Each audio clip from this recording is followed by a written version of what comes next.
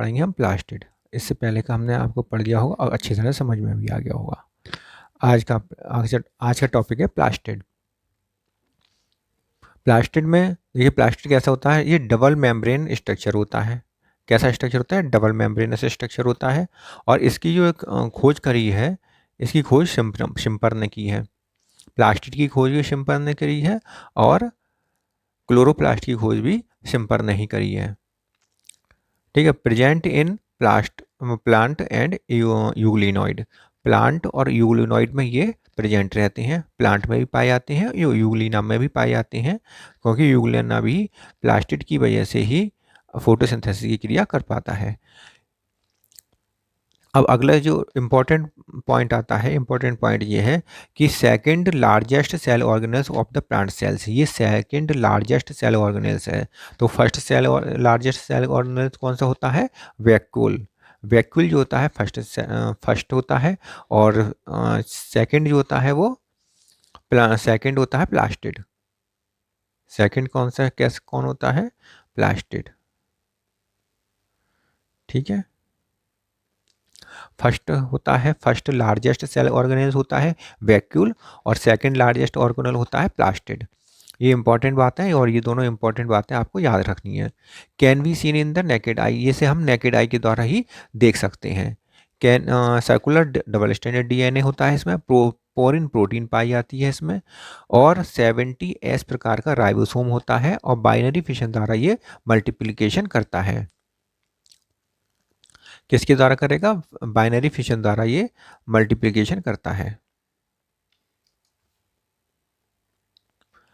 यहां तक का बात समझ में आ गई सब। डबल मेम्ब्रेनस स्ट्रक्चर होता है, सिम्पर ने इसकी खोज करी है, और सेकंड लार्जेस्ट सेल ऑर्गेनेल्स है, प्लांट और यूग्लिनॉइड में पाया जाता है, नेकेड आई से देखा जा सकता है। सर्कुलर डबल स्टैंडर्ड डीएनए होता है, 70S प्रकार का राइबोसोम होता है, बाइनरी फिशन द्वारा करता है। पोरिन प्रोटीन इसमें सेकेंडरी मेम्ब्रेन में, सॉरी आउटर मेम्ब्रेन में पोरिन प्रोटीन पाई जाती है। नेक्स्ट देख लेते हैं, प्लास्टिड कैसा होता है, सेमी ऑटोनॉमस स्ट्रक्चर होता है। इसके अतिरिक्त जो माइटोकॉन्ड्रिया होता है, ये भी माइटोकॉन्ड्रिया भी सेमी ऑटोनॉमस स्ट्रक्चर होता है। प्लास्टिड 3 प्रकार के होते हैं, क्लोरोप्लास्ट, क्रोमोप्लास्ट, ल्यूकोप्लास्ट। क्लोरोप्लास्ट की बात कर लेते हैं। क्लोरोप्लास्ट में ये ग्रीन कलर का होता है, क्लोरोफिल पाया जाता है, और इसमें कैरोटीनॉइड पाया जाता है। क्लोरोफिल और कैरोटीनॉइड इसके अंदर पाया जाता है। क्रोमोप्लास्ट में ये कलर्ड होता है, responsible for colour of fruit and flowers. Flowers के कलर्स, फ्रूट के कलर, वेजिटेबल्स के कलर क्रोमोप्लास्ट के द्वारा ही के कारण ही होते हैं। तो ये कितने प्रकार के होते हैं, ये भी 3 प्रकार के होते हैं। रोडोप्लास्ट, रोडोप्लास्ट जो होता है रेड एल्गी में पाया जाता है, रेड कलर का होता है और रेड एल्गी में पाया जाता है। फियोप्लास्ट ब्राउन कलर का होता है और ये ब्राउन एल्गी में पाया जाता है। Chromatophores, chromatophores blue green algae में पाया जाता है, और ये इसमें फोटोसिंथेसिस की क्रिया करने में हेल्प करता है। ल्यूकोप्लास्ट, ल्यूकोप्लास्ट जो होता है वह कलरलेस होता है, इसमें कोई किसी प्रकार का कोई कलर नहीं होता, ना ग्रीन और ना अन्य कलर होते हैं, कलरलेस होते हैं। ये स्टोरेज का काम करते हैं। ल्यूकोप्लास्ट क्या करेंगे, स्टोरेज का काम करेंगे। और ये 3 प्रकार के होते हैं, एल्यूरोप्लास्ट जो कि प्रोटीन को स्टोर करते हैं, एमाइलोप्लास्ट जो स्टार्च को स्टोर करते हैं, और एलायोप्लास्ट जो ऑयल और फैट को स्टोर करते हैं। अगला देख लेते हैं स्ट्रक्चर ऑफ क्लोरोप्लास्ट। क्लोरोप्लास्ट का स्ट्रक्चर, इसकी खोज क्लोरोप्लास्ट की खोज किसने करी है, शिम्पर ने। और हमने पहले बताया प्लास्टिड की खोज भी शिम्पर ने ही करी है। Kitchen of the cell, cell की किचन कहा जाता है। क्लोरोप्लास्ट को क्या कहते हैं, cell of the kitchen. Kitchen of the cell, cell की किचन कहा जाता है, क्योंकि भोजन का निर्माण इसी जगह पर होता है। क्लोरोप्लास्ट अगर हम देखें तो डाइमॉर्फिज्म प्रकार का होता है, पॉलीमॉर्फिज्म प्रकार से भी पाया जाता है। डाइमॉर्फिज्म किस में पाया जाता है, C4 प्लांट में। C4 प्लांट में ये डाइमॉर्फिज्म पाया जाता है, मतलब 2 इसकी फॉर्म पाई जाती हैं। मीजोफिल सेल्स में ये ग्रेनल क्लोरोप्लास्ट होता है, और बंडल शीथ सेल में एग्रेनल क्लोरोप्लास्ट होता है। ठीक है, ये इंपॉर्टेंट बात है, याद रखनी है, पेपर में भी पूछा जाता है कि एग्रेनल क्लोरोप्लास्ट कहाँ होता है और ग्रेनल क्लोरोप्लास्ट कहाँ पाया जाता है। मीजोफिल सेल्स में क्या होगा, ग्रेनल क्लोरोप्लास्ट होता है, और बंडल शीथ सेल में एग्रेनल क्लोरोप्लास्ट होता है। पॉलीमॉर्फिज्म जो होता है, पॉलीमॉर्फिज्म मतलब कई सारे इसके फॉर्म होते हैं, जैसे कि ग्रीन एल्गी में या क्लोरोफाइसी में। ग्रीन एल्गी या क्लोरोफाइसी में ये कई प्रकार के फॉर्म में पाया जाता है। अब इसके एग्जाम्पल देख लेते हैं किसके बारे में। ग्रीन एल्गी में पाया जाता है जैसे क्लोरेला, ग्रीन एल्गी क्लोरेला, इसमें कप शेप्ड होता है। स्पायरोगाइरा इसमें रिबन शेप्ड होता है। यूलोथ्रिक्स इसमें गर्डल शेप्ड होता है। और उडोगोनियम इसमें रेटिकुलेट स्ट्रक्चर होता है, रेटिकुलेट क्लोरोप्लास्ट पाया जाता है। जिग्नेमा में स्टार शेप्ड क्लोरोप्लास्ट पाया जाता है। तो ये सारे क्लोरोप्लास्ट पेपर में पूछे जाते हैं कि कप शेप्ड किस में होता है, क्लोरोप्लास्ट में, क्लोरेला में होता है, गर्डल सेल किस में होता है, यूलोथ्रिक्स में होता है। इस प्रकार से ये इसमें पूछे जाते हैं, इंपॉर्टेंट चीज़ें हैं ये। इसके बाद हमने इसमें देखते हैं कि इसका स्ट्रक्चर क्या होता है। सबसे बाहर की तरफ इसमें आउटर मेम्ब्रेन दिखाई गई है। आउटर मेम्ब्रेन होती है जिसमें पोरिन प्रोटीन्स प्रेजेंट रहते हैं, इसमें पोर्स पाए जाते हैं, ठीक है। इससे अंदर की तरफ इनर मेम्ब्रेन पाई जाती है और दोनों के बीच में पेरीप्लास्टिडियल स्पेस पाया जाता है। पेरीप्लास्टिडियल स्पेस पाया जाता है। इसके अंदर स्ट्रोमा पाया जाता है। इसके अंदर क्या पाया जाता है, ये व्हाइट कलर का स्ट्रोमा पाया जाता है। स्ट्रोमा पाया जाता है और स्ट्रोमा में कुछ सिक्के जैसे ढेरे पाए जाते हैं जिन्हें हम ग्रेना कहते हैं, जिसे हम क्या कहते हैं, ग्रेना कहते हैं। और ग्रेना के अंदर ग्रेनल लैमिला होते हैं, ग्रेनल लैमिली पाए जाते हैं।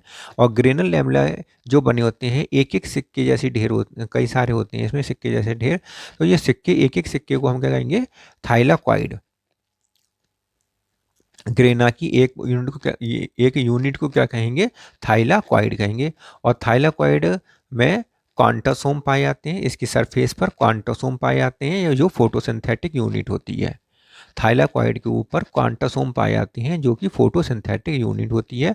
और क्वांटासोम की खोज पार्क एंड बिगिंस ने करी थी, पार्क और बिगिंस ने की थी, ठीक है। दो ग्रेना को बीच में पाई जाने वाली को, दोनों को कनेक्ट करने वाली जो लैमली होती है उसे हम स्ट्रोमल लैमली कहते हैं, क्योंकि ये स्ट्रोमा में चारों तरफ से स्ट्रोमा से घिरी होती है, इसलिए ये स्ट्रोमल लैमली कहलाती है।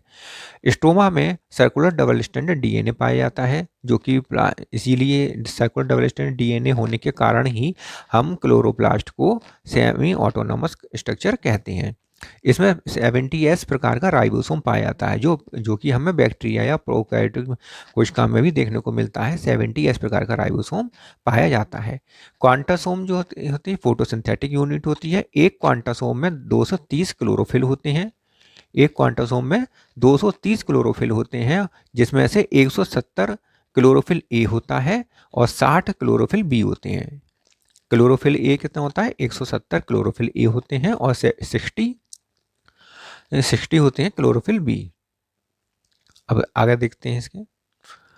क्लोरोप्लास्ट जो होता है, ग्रेना और स्ट्रोमा, दो क्लोरोप्लास्ट में दो चीज़ें पाई जाती हैं। एक तो ग्रेना पाए जाते हैं इसमें और एक स्ट्रोमा पाया जाता है। दो चीज़ें इसमें क्लोरोप्लास्ट के अंदर पाई जाती हैं। ग्रेना जो होता है इसमें लाइट रिएक्शन होती है। ग्रेना में क्या पाया जाता है, लाइट रिएक्शन।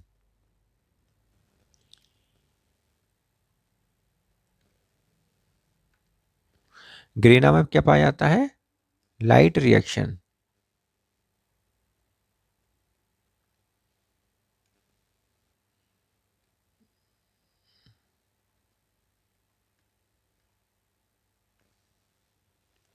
ग्रेना में लाइट रिएक्शन होती है और स्ट्रोमा में डार्क रिएक्शन होती है। स्ट्रोमा में क्या होता है, डार्क रिएक्शन होती है। अब जैसे कि ये ग्रेना है, ग्रेना में थाइलाकॉइड्स के सिक्के जैसे ढेर की तरह लगे हुए हैं। तो इसमें जो पूरा ग्रेना जो है, इसके अंदर हम क्या, इसमें प्रत्येक को क्या कहेंगे, ग्रेनल लैमली कहेंगे। और ग्रेनल लैमली जो बाहर की तरफ है, जो स्टोमा से कनेक्टेड है, स्टोमा में की तरफ है, उसे हम नॉन एप्रेस्ड रीजन कहते हैं। ग्रेना का या ग्रेनल लैमली का नॉन एप्रेस्ड रीजन कहते हैं। और ऐसा दो लैमली के बीच का भाग, दो लैमली आपस में एक दूसरे से जहाँ जुड़ी हुई हैं, ये वाला भाग जो है, ये क्या कहलाएगा, ये क्या कहलाएगा, एप्रेस्ड रीजन कहलाएगा। क्योंकि ये स्टोमा में फ्री नहीं है, स्टोमा यहाँ पर कनेक्टेड नहीं है, स्टोमा में फ्री नहीं है ये, ठीक है। तो जो स्टोमा की तरफ भाग है, की ओर का भाग है, उसे हम नॉन एप्रेस्ड रीजन कहेंगे। और जो दोनों थाइलाकॉइड के बीच का भाग है, दोनों थाइलाकॉइड के बीच में आ रहा है भाग, उसे हम एप्रेस्ड रीजन कहेंगे। नॉन अप्रेस्ड रीजन में पीएस फर्स्ट होता है और पीएस फर्स्ट पाया जाता है, और अप्रेस्ड रीजन में पीएस सेकंड पाया जाता है। स्टोमन लैमेला जो होता है ये चारों तरफ से स्टोमा से घिरा रहता है, इसलिए नॉन अप्रेस्ड रीजन पाया जाता है यहाँ पर, इसलिए केवल यहाँ पर पीएस फर्स्ट ही होता है, फोटोसिंथेटिक फर्स्ट होता है स्ट्रोमल लैमेली में। लाइट रिएक्शन की बात करते हैं, लाइट रिएक्शन जो है वो ग्रेना में होती है। लाइट रिएक्शन कहाँ होती है? ग्रेना में होती है। और ग्रेना में भी दो भाग हो गए, ग्रेनल लैमेली और स्टोमल लैमेली। ग्रेना में ग्रेनल लैमेली हो गया और एक स्टोमल लैमेली हो गया। ग्रेनल लैमेली में पीएस फोटोसिंथेटिक फर्स्ट और फोटोसिंथेटिक सेकंड होता है, जबकि स्टोमल लैमेली में फोटोसिंथेटिक फर्स्ट होता है केवल। ग्रेनल लैमेली में क्या पाएगा? नॉन साइक्लिक फोटोफास्फोराइलेशन पाया जाता है। नॉन साइक्लिक फोटोफास्फोराइलेशन पाया जाता है, जिसमें पीएस फर्स्ट और पीएस सेकंड दोनों भाग लेते हैं, ठीक है। और पीएस फर्स्ट में स्टोमल लैमेली में पीएस फर्स्ट होता है केवल, और ये क्या करता है? साइक्लिक फोटोफास्फोराइलेशन में भाग लेता है, इन्वॉल्व्स पीएस फर्स्ट ओनली, केवल पीएस फर्स्ट ही इसमें इन्वॉल्व रहता है, ठीक है।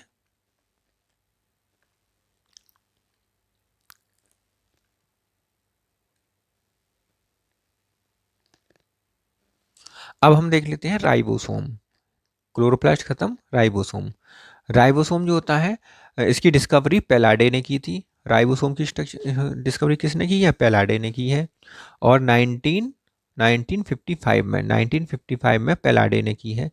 पेलाडे, इसीलिए इसको हम क्या कहते हैं? पेलाडे ग्रेन्यूल कहते हैं, इसीलिए हम इसे क्या कहेंगे? पेलाडे ग्रेन्यूल कहेंगे। स्मॉल सेल ऑर्गेनेल्स, पेलाडे ग्रेन्यूल्स कहते हैं, स्मॉल सेल ऑर्गेनेल्स है। सबसे छोटा सेल ऑर्गेनेल्स क्या है? राइबोसोम है। ए मेम्ब्रेनस स्ट्रक्चर होता है, इसके बाहर की तरफ किसी प्रकार की कोई मेम्ब्रेन नहीं पाई जाती, इसमें केवल आरएनए पाया जाता है और प्रोटीन पाई जाती है। Present in the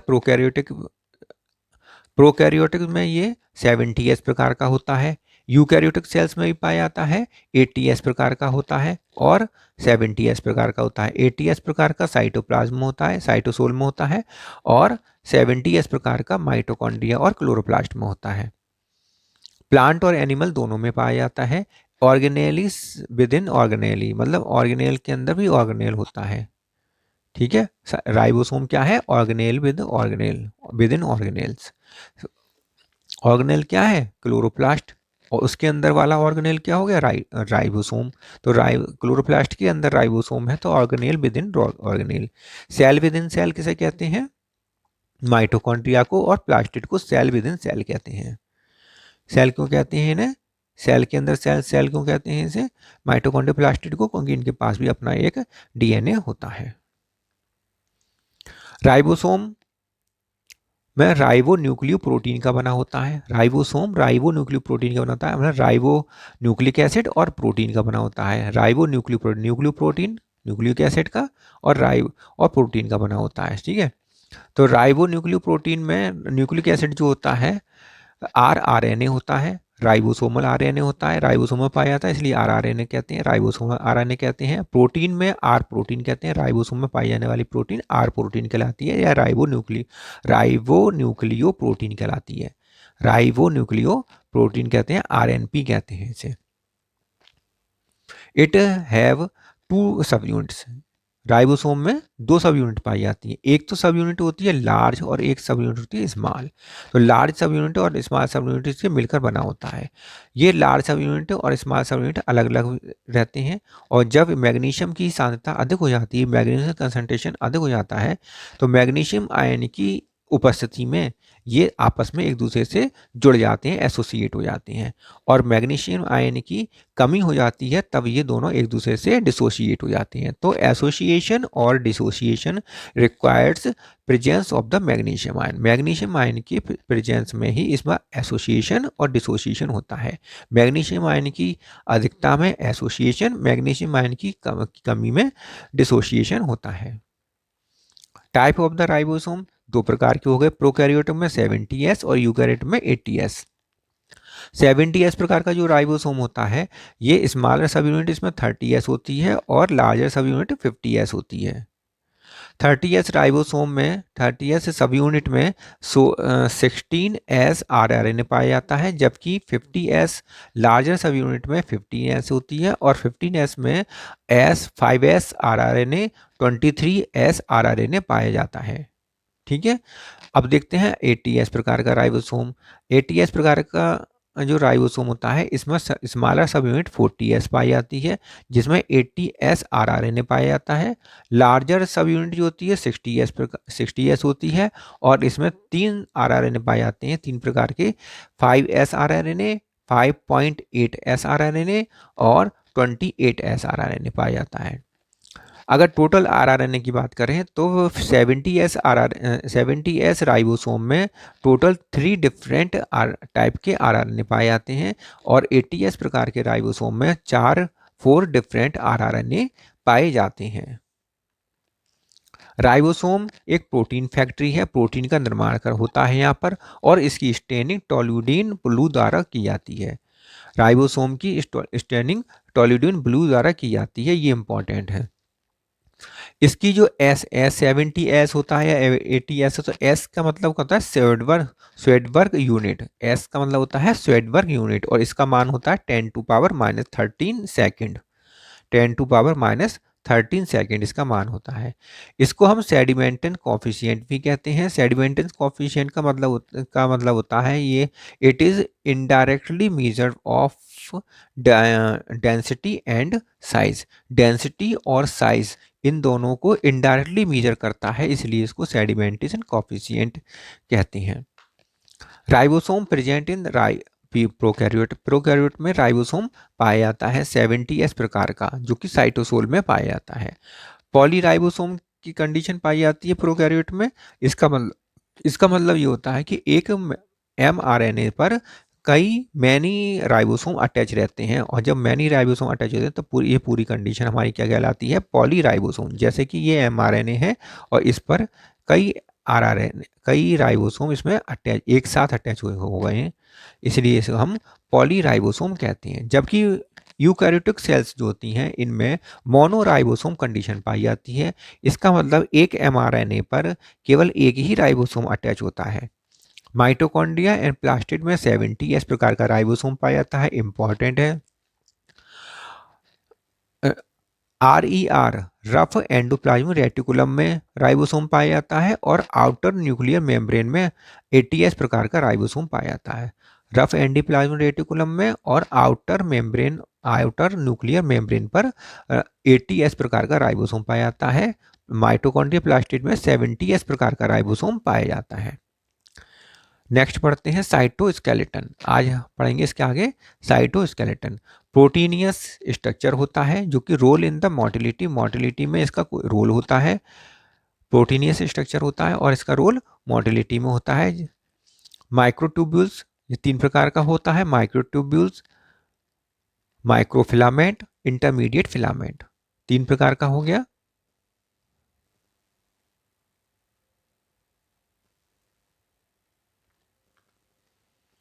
microtubules, microfilament और इंटरमीडिएट फिलामेंट। और इंटरमीडिएट फिलामेंट 3 प्रकार का ये हो जाता है। माइक्रोट्यूब्यूल्स जो होते हैं, माइक्रोट्यूब्यूल्स में ट्यूबुलिन प्रोटीन पाई जाती है और ये सीलिया, फ्लैजेला, बेसल बॉडी और सेंट्रियोल में पाए जाते हैं। माइक्रोट्यूब्यूल्स कहाँ कहाँ होते हैं, सीलिया, फ्लैजेला, बेसल बॉडी और सेंट्रियोल में होते हैं और ट्यूबुलिन प्रोटीन के बने होते हैं। माइक्रोफिलामेंट एक्टिन प्रोटीन के बने होते हैं। मसल्स कंस्ट्रक्शन में ये भाग लेते हैं, मसल्स में पाए जाते हैं और मसल्स कंस्ट्रक्शन में इसमें भाग लेते हैं। एक्टिन प्रोटीन तो आपने पढ़ी होगी, माइक्रोफिलामेंट के बने होते हैं। इंटरमीडिएट फिलामेंट लैमिन प्रोटीन में पाई जाती है। ये न्यूक्लियर मेम्ब्रेन के नीचे पाई जाने वाली एक लेयर होती है जो कि इंटरमीडिएट फिलामेंट की बनी होती है, इसी को लैमिन प्रोटीन कहते हैं। अब बात करते हैं माइक्रोट्यूब्यूल्स, एक एक करके तीनों की बात करेंगे। पहला है microtubules. Microtubules made up of tubulin protein, tubulin protein की बनी हुई होती है। और ये ट्यूब्यूलिन प्रोटीन कौन कौन सी होती है? अल्फा ट्यूब्यूलिन और बीटा ट्यूब्यूलिन। अल्फा ट्यूब्यूलिन और बीटा ट्यूब्यूलिन दोनों मिलकर एक डाइमर बनाती हैं। क्या बनाएंगे? ये एक डाइमर बनाते हैं। जब इनका पॉलीमराइज होता है, जब ये पॉलीमराइज होते हैं मतलब कई सारे डाइमर आपस में एक दूसरे से अटैच हो जाते हैं। अल्फा बीटा, जैसे कि आप डायग्राम में देख रहे हैं, प्रोटोफिलामेंट का स्ट्रक्चर बना देते हैं। Alpha beta alpha beta alpha beta, ये सब आपस में एक दूसरे से डाइमर अटैच हो जाते हैं और डाइमर अटैच होकर एक प्रोटोफिलामेंट बनाते हैं, एक प्रोटोफिलामेंट बनाते हैं, जो कि एक फिलामेंटस स्ट्रक्चर होता है। अब ऐसे 13 प्रोटोफिलामेंट आपस में मिलकर एक होलो सिलेंड्रिकल स्ट्रक्चर बनाते हैं, होलो सिलेंड्रिकल स्ट्रक्चर बनाते हैं, जिसको हम माइक्रोट्यूब्यूल्स कहते हैं। जिसे हम क्या कहेंगे? माइक्रोट्यूब्यूल्स कहते हैं। ये 13 संख्या में कितने होते हैं? 13, 13 होते हैं। 13 आपस में 13 प्रोटोफिलामेंट होते हैं जो आपस में मिलकर एक होलो सिलेंड्रिकल स्ट्रक्चर बनाते हैं, जिसे हम माइक्रोट्यूब्यूल्स कहते हैं। इसके बाद आता है माइक्रोट्यूब्यूल्स अरेंजमेंट। माइक्रोट्यूब्यूल्स का अरेंजमेंट क्या होता है? सिंगल माइक्रोट्यूब्यूल्स है, अगर एक ही माइक्रोट्यूब्यूल्स है जो 13 प्रोटोफिलामेंट का बना होता है, तो इसे हम कहते हैं कंप्लीट। एक वन कंप्लीट मतलब एक कंप्लीट होता है इसमें पूरा। 13 प्रोटोफिलामेंट से बनकर एक complete single single micro tubules बनाता है। डबल माइक्रो ट्यूब्यूल्स होते हैं। डबल माइक्रो, दो इसमें माइक्रो ट्यूब्यूल्स होंगे, एक तो 13 प्रोटोफिलामेंट का होगा और एक 10 प्रोटोफिलामेंट का होगा। तो 10 प्रोटोफिलामेंट का होता है, कम का होता है, इसलिए एक तो कंप्लीट होता है और एक इनकम्प्लीट होता है। तीसरा जो होता है triple micro tubules. Triple micro tubules में क्या होता है? एक तो 13 प्रोटोफिलामेंट का होता है और दो दो जो होते हैं 10-10 प्रोटोफिलामेंट के होते हैं। तो 10-10 प्रोटोफिलामेंट वाले इनकम्प्लीट होते हैं, दो इनकम्प्लीट और एक कंप्लीट होता है इसमें। ठीक है। Proto empty proto microtubules forms क्या क्या फॉर्म्स किस प्रकार फॉर्म करते हैं? क्या क्या फॉर्म करते हैं? 9+2 अरेंजमेंट फॉर्म करते हैं और 9+0 अरेंजमेंट फॉर्म करते हैं। 9+2 अरेंजमेंट पाया जाता है सीलिया और फ्लैजिला में पाया जाता है, जबकि 9+0 अरेंजमेंट सेंट्रियोल और बेसल बॉडी में पाया जाता है। 9+2 अरेंजमेंट सीलिया और फ्लैजिला में पाया जाता है। इसमें 9 जो होते हैं डबल डबलेट माइक्रोट्यूब्यूल्स के लिए डबल माइक्रोट्यूब्यूल्स वाले होते हैं, जिनमें एक प्रोटोफिलामेंट कंप्लीट और दूसरा इनकम्प्लीट होता है। 9 होते हैं संख्या में, ये 9 होते हैं और पेरीफेरी पर लगे होते हैं, जैसे कि ये डायग्राम में हमें यहाँ दिखाई दे रहे हैं, 9 पर पेरीफेरी पर लगे हुए हैं। सिंगल माइक्रोट्यूब्यूल्स जो होते हैं, सिंगल होता है, ये 2 होते हैं और ये सेंटर में पाए जाते हैं, जैसे कि यहाँ पर ये दिखाई दे रहे हैं, ये सिंगल है। अब 9 जो होते हैं वो डबल होते हैं। 10 टोटल कितने हो गए? 18। और एक जो होते हैं इसमें 2 होते हैं, ये टोटल हो गए 20।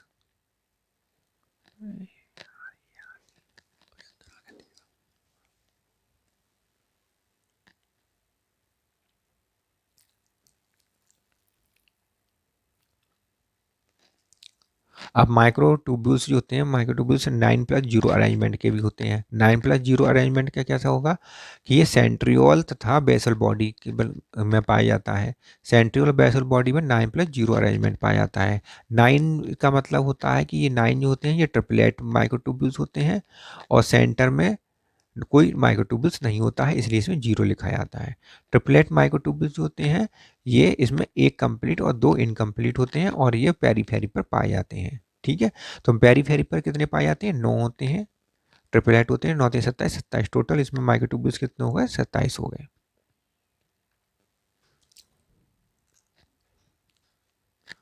अब यहाँ पर देखें माइक्रोट्यूब्यूल्स का स्ट्रक्चर। माइक्रोट्यूब्यूल्स का स्ट्रक्चर में देखेंगे ये जो माइक्रोट्यूब्यूल्स होते हैं इसमें पेरीफेरी पर डबल डबल डबल है, डबल माइक्रोट्यूब्यूल्स हैं। डबल है इसमें 9। डबल कितने होते हैं? डबलेट माइक्रोट्यूब्यूल्स कितने होते हैं? 9। 9 तो डबलेट माइक्रोट्यूब्यूल्स होते हैं और सिंगल माइक्रोट्यूब्यूल्स कितने होते हैं? 2 होते हैं। सही है। सिंगल माइक्रोट्यूब्यूल 2 होते हैं और इसकी चारों तरफ एक सेंट्रल शीथ पाई जाती है। क्या पाई जाएगी? ये सेंट्रल शीथ।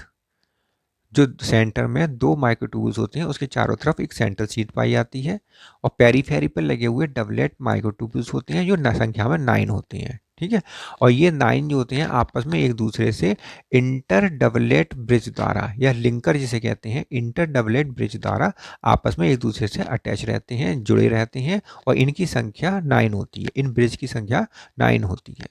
ठीक है, अब ये जो पेरीफेरी पर स्थित हैं डबलेट माइक्रोट्यूब्यूल्स, ये सेंट्रल शीथ से भी अटैच रहते हैं, और किसके द्वारा अटैच रहते हैं, रेडियल स्पोक के द्वारा अटैच रहते हैं, इसलिए रेडियल स्पोक की संख्या भी 9 ही होती है। अगला आता है सीलिया और फ्लैजिला।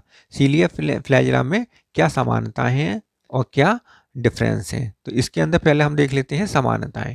समानताएं क्या क्या हैं? समानताएं जो है, बोथ आर 9+2 अरेंजमेंट। सीलिया और फ्लैजिला दोनों में 9+2 अरेंजमेंट पाया जाता है। Both arise from basal body, दोनों ही basal body, both arise from, दोनों बेसल बॉडी से अराइज होते हैं। सीलिया भी बेसल बॉडी से अराइज होता है और फ्लैजिला भी बेसल बॉडी से ही अराइज होता है। अब इसमें देखते हैं डिफरेंस क्या क्या है। डिफरेंस में देखिए कि सीलिया स्मॉलर देन फ्लैजिला, फ्लैजिला बड़ा होता है और सीलिया छोटा होता है, और सीलिया का जो नंबर होते हैं बहुत अधिक होते हैं सीलिया, और फ्लैजिला की संख्या बहुत कम होती है। जैसे फ्लैजिला हमें कहाँ देखने को मिलता है, यूग्लिना में देखने को मिलता है, तो उसमें तो एक एक ही फ्लैजिला होता है, जबकि हम पैरामीशियम में सीलिया देखने को मिलता है, और सीलिया बहुत सारे होते हैं, पेरीफेरी पर पाए जाते हैं और छोटे होते हैं। ठीक है, यहाँ तक समझ में आ गया, तो अब शुरू करते हैं सेंट्रोसोम या डिप्लोसोम। सेंट्रोसोम का दूसरा नाम डिप्लोसोम है, क्यों है वो हम आगे बताएंगे। सेंट्रोसोम की डिस्कवरी किसने करी है, बोवेरी ने करी है। बोवेरी नामक साइंटिस्ट ने सेंट्रोसोम की डिस्कवरी करी है। सेंट्रोसोम भी एक ए मेम्ब्रेनस स्ट्रक्चर होता है, और एक हमने राइबोसोम पढ़ा, a membranous structure, only present in animal cell, ये केवल एनिमल सेल में पाया जाता है। ए मेम्ब्रेनस स्ट्रक्चर एक और होता है न्यूक्लियोलस। ठीक है, only present in animal cells, ये केवल सेंट्रोसोम केवल एनिमल सेल में पाया जाता है, प्लांट सेल में ये नहीं पाया जाता है। कंसिस्ट ऑफ 2 सेंट्रियोल्स, 2 सेंट्रियोल्स से मिलकर बना होता है। सेंट्रोसोम 2 सेंट्रियोल से मिलकर बना होता है, इसीलिए इसको हम डिप्लोसोम कहते हैं, क्योंकि 2 सेंट्रियोल से मिलकर बना होता है, इसलिए इसको हम सेंट्रोसोम और डिप्लोसोम कहते हैं। और दोनों सेंट्रियोल कैसे होते हैं, एक प्रॉक्सिमल सेंट्रियोल होता है, और उसके 90 डिग्री पर दूसरा डिस्टल सेंट्रियोल होता है। Proximal and distal at right angle, at right angle पर होता है, 90 डिग्री पर होता है, या परपेंडिकुलर कह सकते हैं, परपेंडिकुलर तो ईच अदर एक दूसरे के परपेंडिकुलर होते हैं।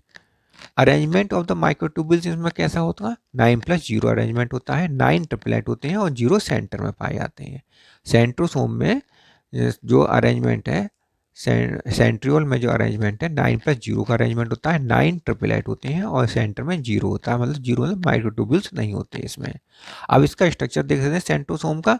सेंट्रोसोम जो होता है इसको हम कार्ट व्हील स्ट्रक्चर कहते हैं। कार्ट व्हील स्ट्रक्चर क्यों है, क्योंकि ये व्हील की तरह, पहिए की तरह, जो बैलगाड़ी के पहिए की तरह दिखाई देता है। कैसे दिखाई देता है, देखिए इसमें बाहर की तरफ चारों तरफ पेरीफेरी पर इसमें ट्रिपलेट माइक्रोट्यूब्यूल्स लगे हुए हैं, ट्रिपलेट माइक्रोट्यूब्यूल्स लगे हुए हैं, जो रेडियल स्पोक के द्वारा बीच में सेंटर में हब पाया जाता है, हब से अटैच रहते हैं। हब नामक ये हब प्रोटीन होती है, इस हब प्रोटीन से ट्रिपलेट माइक्रोट्यूब्यूल्स अटैच रहते हैं by the by radial spokes. तो रेडियल स्पोक्स की संख्या कितनी हो जाएगी, 9 हो जाएगी। अब लेकिन ये ट्रिपलेट माइक्रोट्यूब्यूल्स जो है ये भी आपस में एक दूसरे से लिंकर के द्वारा अटैच रहते हैं, या इंटर ट्रिपलेट ब्रिज कह सकते हैं, या फिर इसे लिंकर्स कह सकते हैं, लिंकर्स के द्वारा अटैच रहते हैं। एनिमल सेल्स में सेंट्रोसोम पाया जाता है, इसीलिए वहाँ पर जो माइटोसिस होती है उसे हम सेंट्रिक माइटोसिस कहते हैं। प्लांट सेल में सेंट्रोसोम नहीं पाया जाता है, इसलिए प्लांट सेल में पाई जाने वाली माइटोसिस को हम एसेंट्रिक माइटोसिस कहते हैं। फंक्शन क्या होता है इसका, formation of the body, basal body का फॉर्मेशन करता है। सेंट्रोसोम बेसल बॉडी का फॉर्मेशन करता है, जिसका अरेंजमेंट 9+0 होता है, और spindle apparatus during the cell division in the animal cells. Animal cell में स्पिंडल एपरेटस का स्ट्रक्चर स्पिंडल एपरेटस का फॉर्मेशन करता है। अब देख लेते हैं न्यूक्लियस। अब आ जाता है न्यूक्लियस। न्यूक्लियस की जो डिस्कवरी है 1831 में करी है, रॉबर्ट ब्राउन ने 1831 में की है। स्टडी इसकी है कहलाती है कैरियोलॉजी कहलाती है। न्यूक्लियस में मे बी प्रेजेंट एब्सेंट और प्रेजेंट। न्यूक्लियस अगर नहीं भी हो सकता है, किसी किसी सेल में प्रेजेंट भी होता है और नहीं भी हो सकता है। यदि एब्सेंट है तो उसमें एनिमल में कौन कौन से एग्जाम्पल हो सकते हैं? Mature RBC. मेचर आरबीसी में ऐसा एग्जाम्पल है जिसमें राइबोसोरी न्यूक्लियस नहीं पाया जाता है। सीव ट्यूब सेल्स और सीव सेल्स, इनमें ये प्लांट के एग्जाम्पल है। सीव ट्यूब सेल्स और सीव सेल्स, इनमें न्यूक्लियस नहीं पाया जाता है। और पाया कहाँ जाता है? प्रोकैरियोटिक की सभी कोशिकाओं में इनको छोड़कर नॉन मेम्ब्रेनस बाउंड होता है न्यूक्लियोइड। न्यूक्लियस प्रोकैरियोटिक कोशिका में नॉन मेम्ब्रेनस होता है और जिसे हम न्यूक्लियस ना कहकर न्यूक्लियोइड कहते हैं। यूकैरियोटिक कोशिका में मेम्ब्रेनस बाउंड होता है, मेम्ब्रेन से बाउंड होता है और इसे हम न्यूक्लियस ही कहते हैं। यूकैरियोट में क्या कहेंगे? न्यूक्लियस कहेंगे और प्रोकैरियोट में इसे न्यूक्लियोइड कहते हैं। एनिमल सेल में मेचर आरबीसी में नहीं पाया जाता है। प्लांट सेल में सीव ट्यूब सेल्स और सीव सेल्स में नहीं पाया जाता है। न्यूक्लियस यूनिन्यूक्लिएट हो सकती है संरचना, बाईन्यूक्लिएट न्यूक्लिएट भी हो सकती हैं कुछ संरचनाएं, और कुछ संरचना मल्टी न्यूक्लिएट भी हो सकती हैं। यूनिन्यूक्लिएट अगर है तो ये कॉमन है। यूनिन्यूक्लिएट अगर न्यूक्लियस यूनिन्यूक्लिएट है, मतलब एक ही न्यूक्लियस है सेल्स में, तो ये कॉमन है। एनिमल सेल्स में सेंटर में पाया जाएगा और प्लांट सेल में ये पेरीफेरी पर पाया जाता है और एक ही पाया जाता है। बाईन्यूक्लिएट कंडीशन कहाँ पर पाई जाती है? पैरामीशियम में पाई जाती है। मैक्रो न्यूक्लियस होता है और एक माइक्रो न्यूक्लियस होता है। मैक्रो न्यूक्लियस किडनी के समान होता है और पॉलीप्लॉइडी शो करता है, वेजिटेटिव रिप्रोडक्शन करता है। जबकि माइक्रो न्यूक्लियस जो होता है वो स्फेरिकल होता है, स्फेरिकल होता है। डिप्लॉइडी होता है, डिप्लॉइडी शो करता है, 2n होता है और रिप्रोडक्शन शो करता है। ठीक है, तो मैक्रो न्यूक्लियस बड़ा वाला जो न्यूक्लियस होता है मैक्रो किडनी के समान होता है, पॉलीप्लॉइडी शो करता है और वेजिटेटिव फंक्शन शो करता है, वेजिटेटिव फंक्शन करता है, जबकि माइक्रो न्यूक्लियस रिप्रोडक्टिव फंक्शन करता है।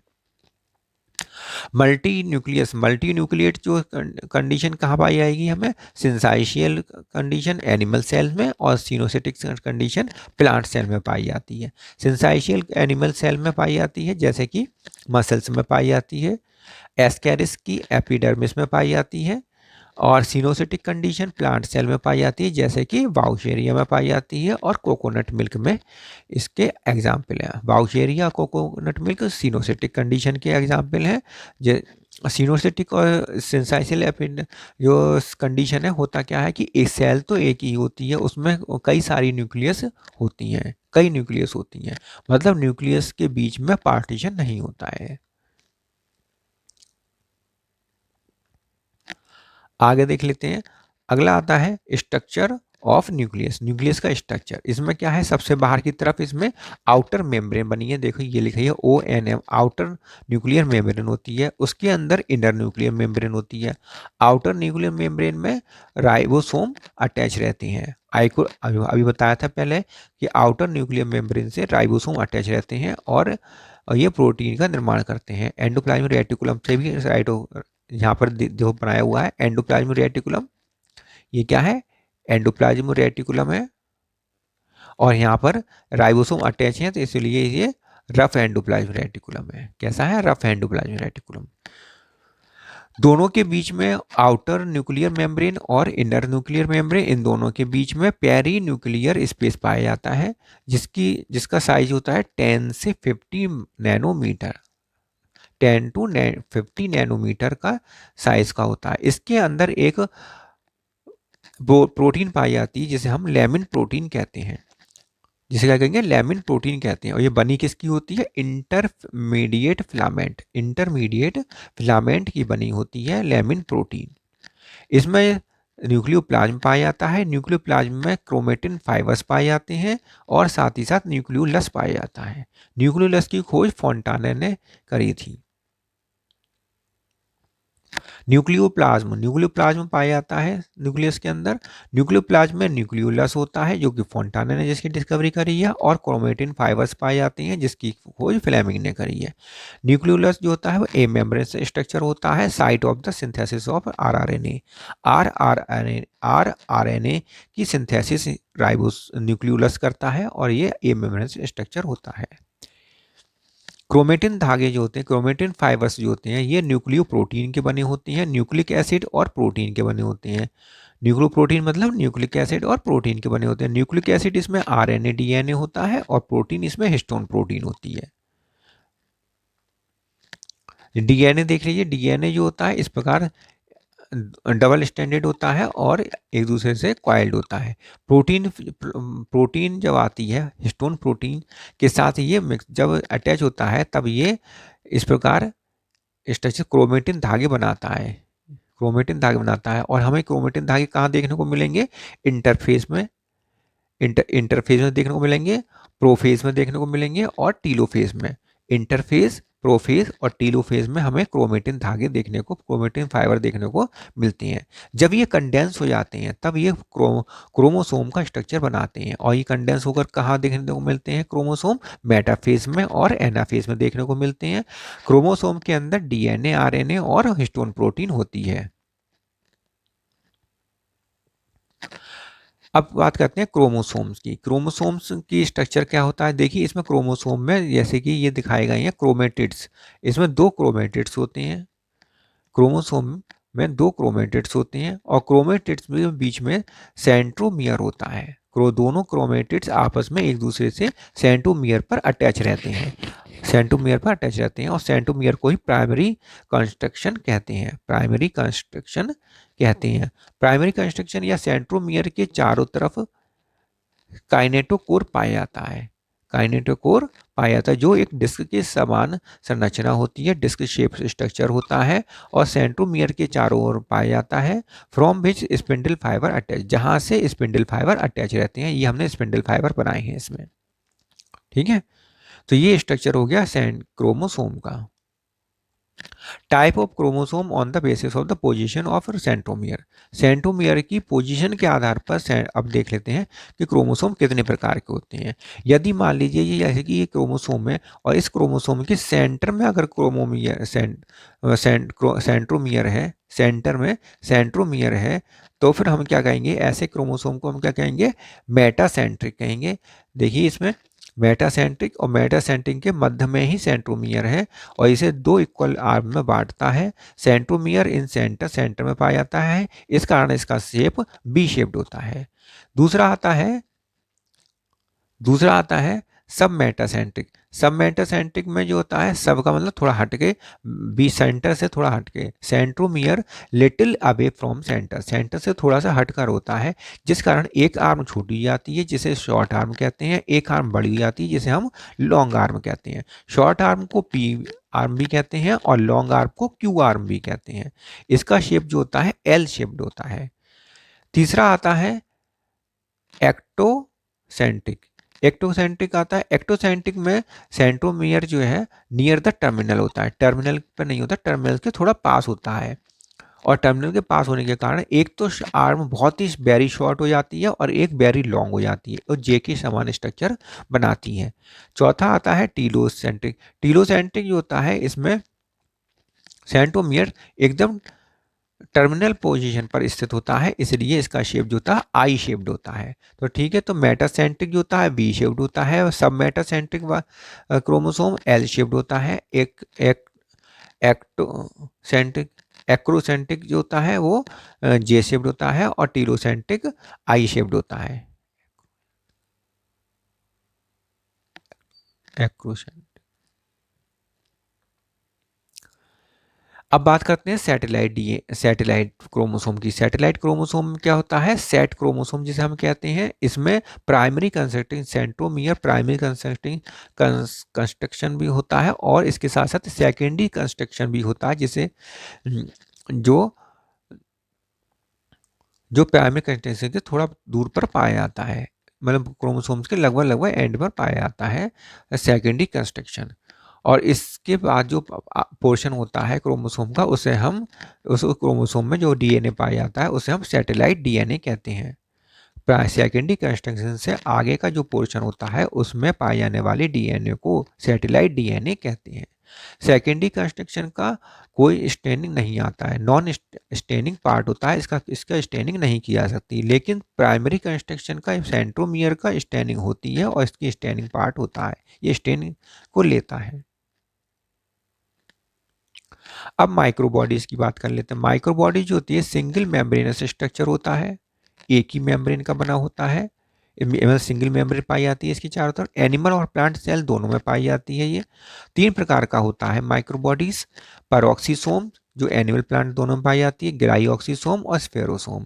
पैरोक्सिसोम एनिमल और प्लांट दोनों में पाया जाता है, ग्लाइऑक्सिसोम प्लांट में और स्फेरोसोम भी केवल प्लांट में ही पाया जाता है। पैरोक्सिसोम को यूरिकोसोम कहते हैं एनिमल के अंदर, जब ये एनिमल में पाया जाता है तो यूरिकोसोम कहते हैं क्योंकि ये किडनी में पाया जाता है। लीवर, इसमें एंजाइम जो बनता है यूरिकोसोम में वो कैटालेज परऑक्सीडेज एंजाइम बनता है। और फोटो रेस्पिरेशन इन प्लांट में ये फोटो रेस्पिरेशन का काम करता है।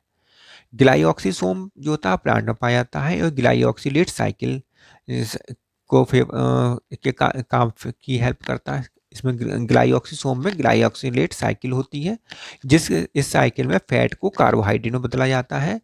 जैसे, और ये ग्लाइऑक्सिलेट साइकिल होती है, एग्जाम्पल है इसके जर्मिनेटिंग सीड। जर्मिनेटिंग सीड जो होती है, जब सीड जर्मिनेट कर रहा होता है उस समय ग्लाइऑक्सिलेट साइकिल होती है ग्लाइऑक्सिसोम के अंदर। और एंडोस्पर्म में भी होता है। स्फेरोसोम जो होते हैं वो प्लांट के लाइसोसोम कहे जाते हैं, प्लांट लाइसोसोम कहे जाते हैं स्फेरोसोम।